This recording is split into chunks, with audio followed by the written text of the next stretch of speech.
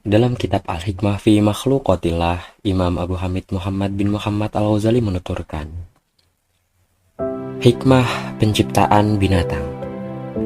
Dalam surah An-Nahl ayat 8, Allah Subhanahu wa taala berfirman, "Dan Dia telah menciptakan kuda, bighol, dan keledai agar kamu menungganginya dan menjadikannya sebagai perhiasan." Allah menciptakan kuda, bighol, dan keledai itu agar manusia bisa menungganginya. Selain itu juga menjadikannya sebagai perhiasan. Ketahuilah, sesungguhnya Allah telah menciptakan binatang untuk memberikan manfaat bagi hamba-hambanya sebagai anugerah bagi mereka, sebagaimana yang diingatkan oleh ayat ini. Allah menciptakannya dengan daging pada tulang-tulang yang keras dan menahannya, serta dengan urat-urat dan urat-urat syaraf yang keras. Pada sebagiannya menyatu dengan sebagian yang lain. Ia tidak menciptakannya lunak dan tidak pula keras bagaikan kerasnya batu. Ia menjadikannya mempunyai kulit yang meliputi seluruh badannya agar menjadi gemuk, karena yang dikehendaki dari binatang-binatang ternak adalah kekuatan untuk bekerja dan memikul beban. Allah menjadikan binatang-binatang dapat mendengar dan melihat agar manusia bisa mendapatkan kebutuhannya. Karena jika binatang itu buta dan tuli, manusia tidak dapat mengambil manfaat darinya dan tidak dapat memperoleh apa-apa yang dibutuhkannya dari binatang itu. Jadi kalau misalkan binatang yang kita butuhkan untuk ditunggangi ataupun untuk mengerjakan sawah itu misalkan diciptakan oleh Allah nggak bisa melihat atau nggak bisa mendengar, ya akan susah sekali manusia akan mengambil manfaat darinya gitu. Allah tidak memberikan akal dan pikiran kepada binatang sebagai hikmah darinya agar ia tidak menolak jika manusia menyuruhnya untuk bekerja keras dalam menggiling, membawa beban-beban yang berat dan sebagainya. Jadi kalau misalkan binatang ini punya akal sebagaimana manusia, niscaya binatang-binatang ini kan pasti akan memberontak apa yang diperintahkan manusia kepadanya gitu. Jadi hikmah binatang nggak dikasih akal dan pikiran itu agar binatang itu tidak menolak jika manusia menyuruhnya untuk bekerja keras. Ya namanya manusia. Allah Subhanahu wa taala mengetahui bahwa manusia butuh pada pekerjaan-pekerjaannya, sedangkan mereka tidak mampu dan tidak sanggup melakukannya. Seandainya manusia dibebani untuk melakukan pekerjaan-pekerjaan itu, akan memberatkan dan akan menghabiskan kekuatannya. Contohnya membajak sawah. Membajak sawah itu misalkan tidak dibantu dengan kerbau atau tidak dibantu dengan teknologi zaman sekarang, itu manusia tidak akan mampu, tapi mungkin tidak sanggup melakukannya dengan secepat ini gitu, secepat yang seperti dikerjakan kerbau atau teknologi zaman sekarang. Seandainya manusia dibebani untuk melakukan pekerjaan itu akan berat, itu akan memberatkan dan menghabiskan kekuatannya. Akibatnya tidak ada lagi pada mereka keistimewaan untuk membuat barang-barang dan melakukan pekerjaan-pekerjaan yang khusus bagi mereka, yang sesuai dengan penciptaan-penciptaan mereka yang mereka butuhkan. Mereka juga tidak dapat menghasilkan berbagai ilmu dan adab. Di samping dapat melemahkan badan mereka, hal itu juga menyulitkan kehidupan mereka. Jadi bahwa Allah menetapkan yang demikian rupa, yang menundukkan binatang bagi manusia termasuk nikmatnya yang besar. Perhatikanlah penciptaan berbagai jenis makhluk dan kesiapannya untuk kepentingan setiap jenisnya. Karena manusia ditentukan dapat menangani pekerjaan-pekerjaan industri serta memperoleh ilmu dan semua keutamaan lain. Dan mereka butuh untuk membangun, menenun, berdagang dan sebagainya. Maka untuk mereka diciptakan akal dan pikiran. Selain itu juga dijadikan untuk mereka telapak tangan yang memiliki jari-jari agar mereka dapat memegang sesuatu dan dapat membuat berbagai barang. Hewan pemakan daging, mereka ditentukan hidupnya dari menangkap binatang dan tidak cocok untuk yang lain. Maka ia diciptakan memiliki cakar, memiliki kecepatan untuk berdiri dan taring. Sedangkan hewan pemakan tumbuh-tumbuhan, herbivora, karena ditentukan tidak dapat membuat sesuatu dan tidak dapat menangkap, maka untuk sebagian diciptakan kuku yang sesuai dengan kerasnya tanah bila ia berkeliling mencari makanan. Sebagiannya lagi diberikan kuku yang bulat dan melengkung seperti lekukan pada telapak kaki agar dapat menapak dengan sempurna di tanah dan siap untuk mengangkut beban untuk dikendarai. Contohnya kerbau itu. Kerbau itu kan kukunya bulat dan melekuk seperti lekukan pada telapak kaki agar dapat menapak dengan sempurna di tanah. Itu kerbau. Selain itu, kuku yang demikian itu juga bisa untuk mengangkut beban yang sangat berat, termasuk gajah juga. Contohnya itu ketika pasukan Abraha menunggangi gajah, itu kan gajah dibuat sedemikian rupa kukunya, kakinya, agar para manusia itu, Raja Abraha dan pasukannya itu bisa mengendarainya. Perhatikanlah pengaturan pada penciptaan hewan-hewan pemakan daging. Bagaimana mereka diciptakan memiliki gigi yang tajam, geraham yang keras, dan mulut yang lebar. Ia dibantu dengan perlengkapan-perlengkapan yang digunakan untuk mendapatkan apa yang diinginkannya. Semuanya itu cocok untuk menangkap. Seandainya binatang yang kehidupannya dari tumbuh-tumbuhan juga memiliki cakar dan taring, maka berarti ia diberikan sesuatu yang tidak dibutuhkan olehnya, karena ia tidak menangkap dan tidak pula memakan daging. Seandainya binatang-binatang buas memiliki kuku seperti binatang pemakan tumbuhan, berarti ia tercegah dari memiliki senjata yang dibutuhkannya untuk menangkap binatang. Seandainya binatang-binatang buas itu memiliki kuku seperti binatang pemakan tumbuhan, kuku yang bulat dan punya lekukan, berarti ia tercegah dari memiliki senjata yang dibutuhkannya untuk menangkap binatang. Jadi dia nggak mungkin bisa nangkap binatang yang mau diburu, yang mau dimakannya gitu. Padahal dia adalah pemakan daging.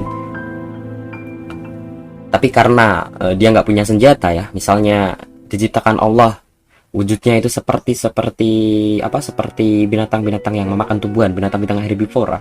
Niscaya binatang-binatang omnivora itu nggak bisa makan ya, maka ya umurnya nanti akan sangat pendek, dari lahir udah mati ya, mungkin nggak ada mungkin.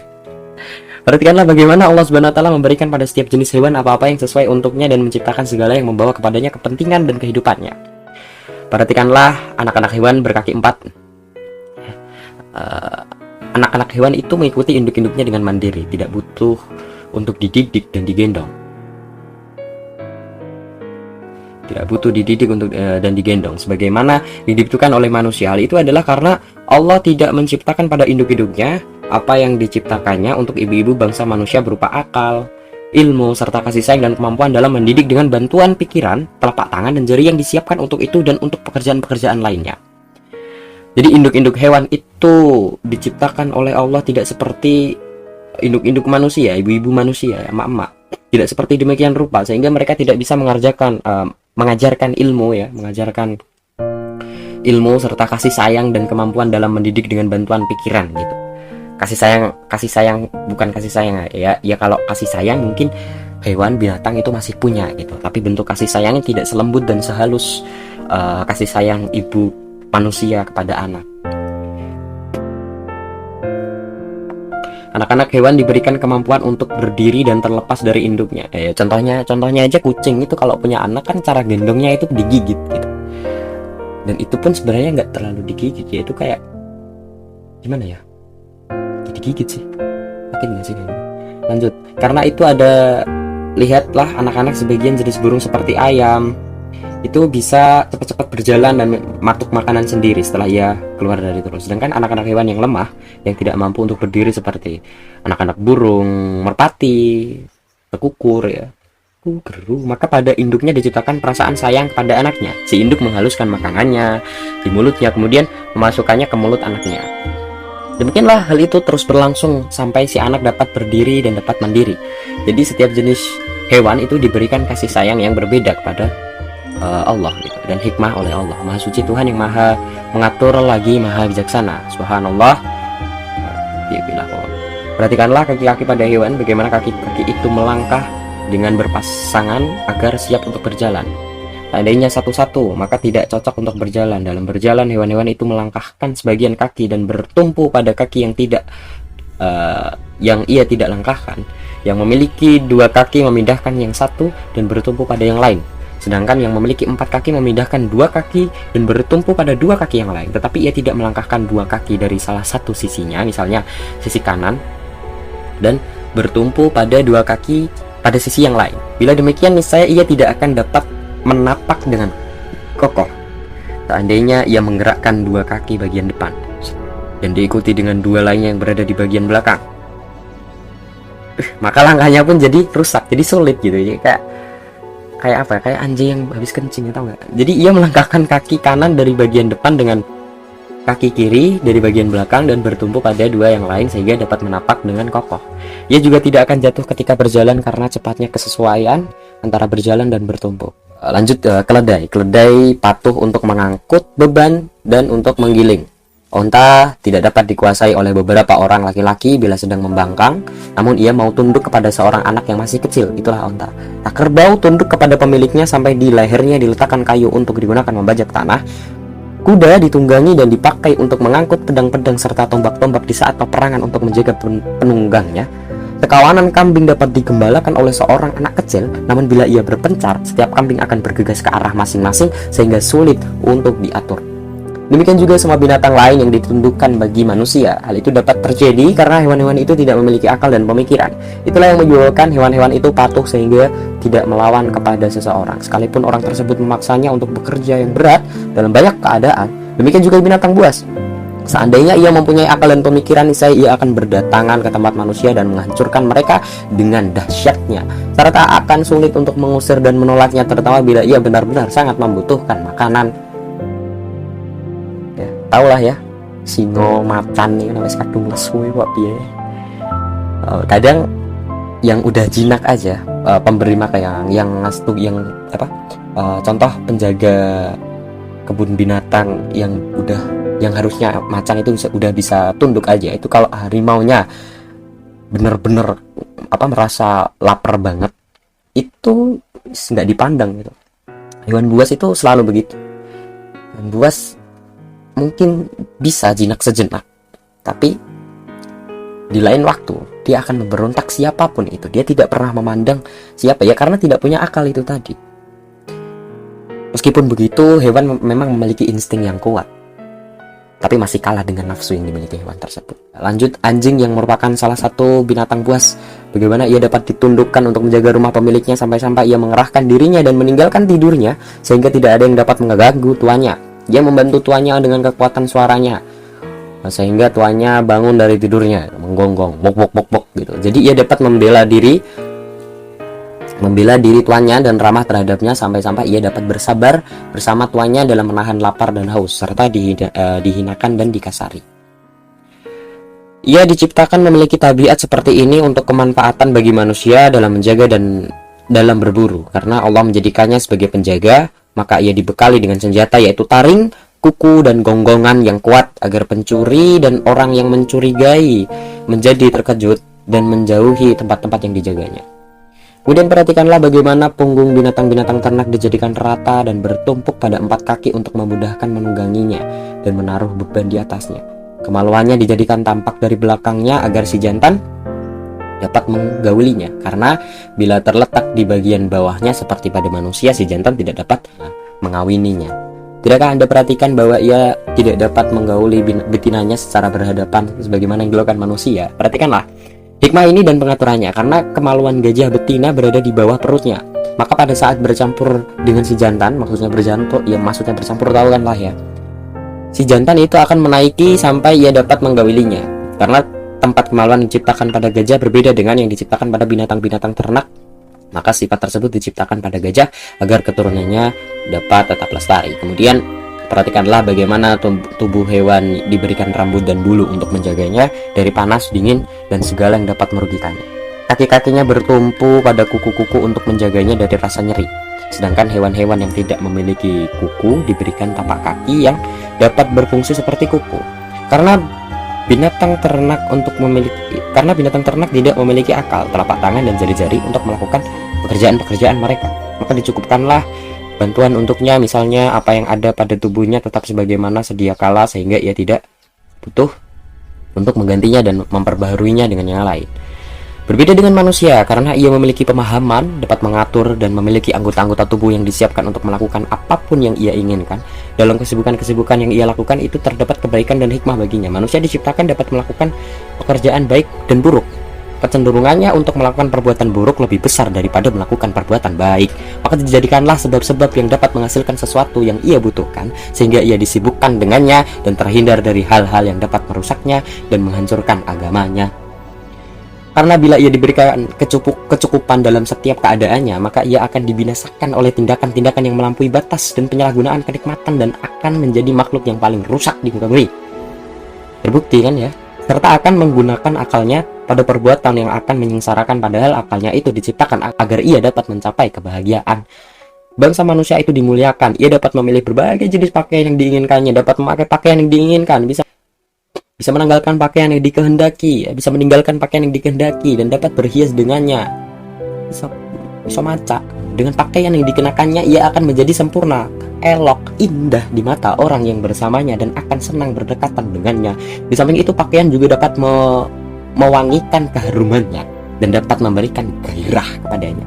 Ini semua merupakan nikmat dan kemuliaan baginya, berbeda dengan binatang ternak karena ia tidak membutuhkan semua ini. Perhatikanlah ilham yang Allah berikan pada binatang yang jinak dan binatang yang liar. Mereka menyembunyikan diri mereka sebagai manusia, menguburkan saudara-saudaranya yang mati. Jika ada di antaranya yang merasa akan mati, ia akan membawa dirinya ke tempat yang tersembunyi sampai ia mati. Kalau tidak demikian, lalu di mana jasad binatang buas, binatang liar, dan sebagainya? Jika Anda mencarinya, Anda tidak menemukannya, padahal jumlahnya tidak sedikit. Bahkan seandainya ada yang mengatakan bahwa jumlahnya lebih banyak dari manusia, itu tidak mustahil, karena padang pasir dipenuhi dengan binatang buas, anjing hutan, sapi, keledai, kambing hutan, unta, babi, serigala, singa, berbagai jenis burung, dan hewan-hewan lain yang tidak terhitung jumlahnya. Semua jenis hewan ini setiap hari ada yang diciptakan dan ada yang mati, tetapi tidak terlihat bangkainya. Kebiasaan yang Allah tetapkan pada hewan-hewan itu adalah mereka berada di tempat-tempatnya. Kemudian jika mereka merasa akan mati, mereka mendatangi tempat-tempat yang sunyi, lalu mereka mati di sana. Nggak mau ngerepotin temennya, nggak mau ngerepotin tebangsanya sendiri. Maka perhatikanlah ilham yang telah diberikan kepada berbagai jenis hewan berupa pembawaan untuk menguburkan bangkai bangsanya. Sedangkan kepada bangsa manusia, hal itu dilakukan dengan akal dan pemikiran yang diberikan kepadanya. Perhatikanlah binatang ternak, bagaimana matanya diciptakan terbuka di depannya sehingga ia dapat melihat apa yang ada di hadapannya, sehingga tidak menabrak dinding dan tidak terjatuh ke dalam lubang. Jika ia telah dekat dari lubang, ia menghindar dan menjauhkannya, dan menjauhkan dirinya dari tempat itu, padahal ia tidak tahu akibat yang akan dialaminya. Bukankah apa yang Allah ciptakan pada pembawaan hewan-hewan yang demikian itu dimaksudkan untuk kebaikannya, untuk keselamatan dirinya, agar mereka dapat dimanfaatkan? Gitu kan? Kemudian perhatikanlah mulutnya yang terbelah sampai bagian bawah hidungnya agar ia dapat mengambil makanan. Seandainya ia dijadikan seperti mulut manusia, maka ia tidak dapat mencapai sesuatu yang ada di tanah. Ia juga dibantu dengan bibir yang berkuku untuk membelah apa yang berada di dekatnya. Jadi ia diberi ilham untuk membelah apa-apa yang membawa kebaikan baginya dan meninggalkan apa yang bukan makanan dan tidak baik baginya. Binatang ternak diciptakan rambut-rambut di sekitar mulutnya untuk menyingkirkan kotoran dan rumput yang ada di permukaan air dan menggerakkannya dengan gerakan yang dapat menyingkirkan kekeruhan dari air sehingga ia dapat meminum airnya dengan jernih. Jadi rambut-rambut ini bagi binatang-binatang ternak itu berfungsi seperti mulut manusia. Kemudian perhatikanlah seperti mulut manusia. Jadi mereka jadi adanya rambut di sekitar mulut mereka itu untuk menyaring kotoran-kotoran, ya, kotoran, rumput-rumput yang ada di permukaan air. Biar dia ketika minum itu airnya sudah jernih gitu, bisa jernih. Sama seperti mulut manusia gitu. Nggak tahu sih mulut manusia bulunya di mana. Hidungnya, contoh hidung manusia sama seperti hidung manusia. Jadi hidung manusia itu kan ada bulu hidungnya gitu, ada bulu hidungnya, dan itu bulu hidung itu kan fungsinya untuk menyaring udara yang masuk untuk bernapas, agar ketika udara itu masuk ke kerongkongan itu sudah ke kerongkongan, kemana sih arahnya, tenggorokan ya, nggak tau lah, pokoknya ketika udara itu masuk ke jantung itu sudah jernih udaranya gitu, karena disaring dari bulu hidung itu tadi. Oke, jadi fungsi rambut dari ekor binatang itu, rambut yang cuma di ujung itu untuk penutup yang menutupi kemaluannya. Kemudian untuk di duburnya dan lipatan perutnya itu selalu terdapat kotoran yang mengakibatkan lalat dan nyamuk selalu berkumpul.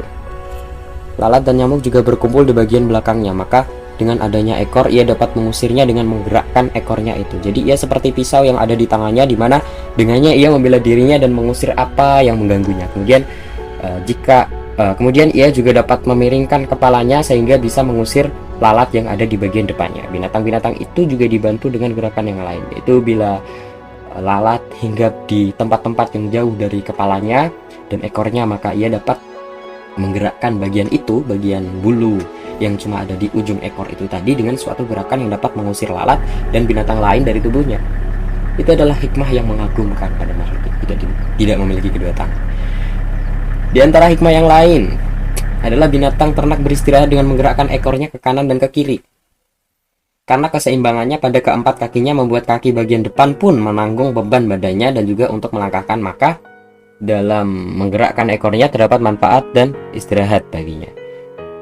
Sama kayak kita ketika duduk, kemudian kita menggoyang-goyangkan satu kaki, itu kan juga untuk istirahat.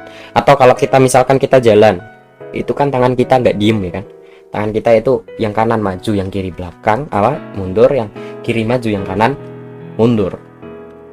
Itu biar kita nggak merasa capek gitu. Coba jalan terus gitu, tangannya kamu sendakep aja, kamu diemin gitu, pasti kan itu akan lama-kelamaan kita akan merasa lelah, merasa capek. Sama kayak binatang. Jadi binatang itu ketika jalan, kenapa ekornya itu nyabet ke kanan, nyabet ke kiri, itu juga karena keseimbangan pada keempat kakinya membuat kaki bagian depan pun menanggung beban badannya dan juga untuk melangkah. Jadi mereka itu buat istirahat gitu, biar kaki bagian depannya itu nggak capek. Gak tahu gimana rasanya, saya belum pernah punya ekor. Di antara hikmah lain adalah bahwa apabila hewan jatuh di kolam atau lubang atau terperosok ke lumpur, maka Anda tidak mendapatkan sesuatu yang lebih ringan untuk membangunkannya atau untuk menyelamatkannya selain dari menarik ekornya. Karena itu jika dikhawatirkan ia akan terjungkir ketika turun dari tempat yang menurun, maka memegang ekornya dapat menyeimbangkannya dan membantunya untuk berjalan seimbang serta menyelamatkannya dari apa yang dikhawatirkan. Ada lagi kepentingan-kepentingan lain yang tidak diketahui kecuali oleh Allah yang Maha Bijaksana lagi Maha Mengetahui. Perhatikanlah belalai gajah serta hikmah dan aturan yang ada padanya. Ia berfungsi seperti tangan dalam mengambil makanan dan memasukkannya ke mulutnya. Jika tidak demikian, maka gajah tidak akan mampu mengambil sesuatu yang ada di tanah, karena ia tidak diberikan leher yang dapat dijulurkan seperti binatang ternak yang lain. Karena ketiadaan leher pada makhluk ini, maka Allah menjadikan untuknya belalai yang dapat dijulurkannya, sehingga dengan belalainya itu ia dapat mengambil apa yang dibutuhkannya. Maha suci Allah yang Maha Kasih lagi Maha Mengetahui.